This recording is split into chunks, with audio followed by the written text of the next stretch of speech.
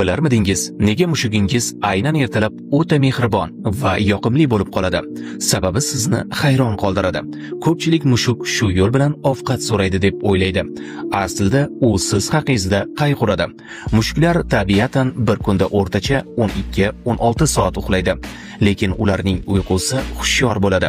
Sizning uzoq va qattiq uxlashingiz uni xavotirga soladi.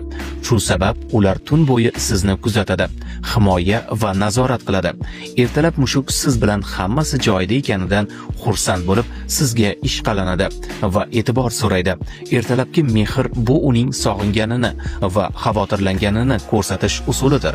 Mushuklar egalarini o'zining eng yaqini deb biladi va siz ularga parvarish qilish orqali g'amxo'rlik qilganingizday, u ham siz haqingizda g'amxo'rlik qiladi. Agar hayotingizni har kuni 1% ga yaxshilamoqchi bo'lsangiz, sahifamizga obuna bo'ling.